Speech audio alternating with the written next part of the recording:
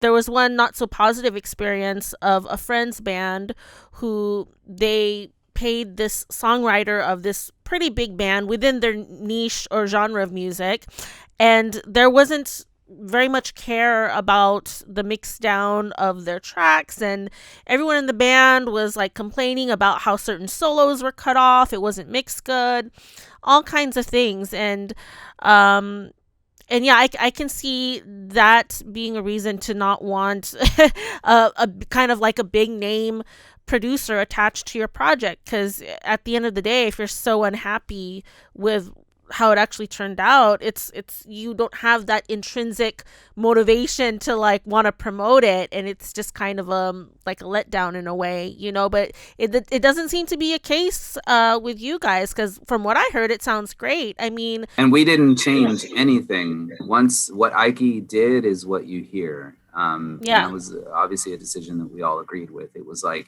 maybe it would have been a little different, but when we finished the last time we saw him, we were all really good about what we had.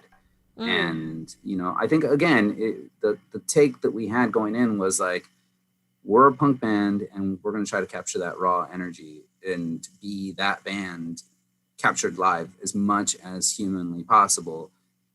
There are some more things I want to add about the recording session, just because there were some highlights. Okay. One of the, like, for example, the one thing that you don't do with the whole band is the vocals. You do the scratch vocals, but most of it you have to retake. So with him, it was like getting me, and that was like day 3 in the studio.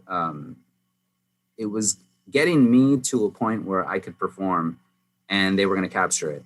And so that started with like, a bottle of whiskey where he's like, you're going to take, he's going to give me a glass. It was like whiskey and Sriracha. And that was another thing. It was whiskey, lime, and Sriracha. And that was the thing that would help clear your throat. Oh, okay. And let you last longer. But also he was like, but you're also going to take like shots after, like before you start a song and when you're done with the song. So when you hear the album, and I say it in full sincerity, I probably remember singing the first 4 songs. And I think there's 10 songs on that album. I blacked out.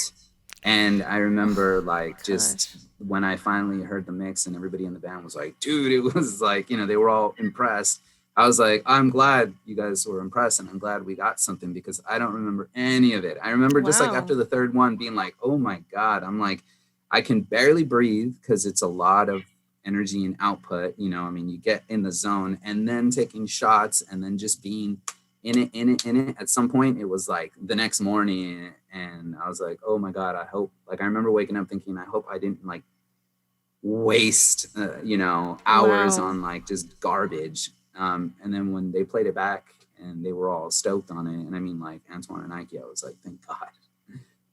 So I thought that was one of those moments in the studio that was really stood out.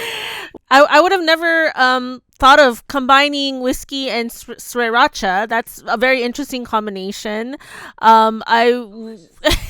Okay, well, I mean, I'm not much of a drinker. I mean, I'm Asian, so I'm missing some enzymes. So I have half a bottle of Smirnoff and I'm out, So I don't think I can use that technique when we record, and Abe wouldn't appreciate it. So he'll just be waiting for me.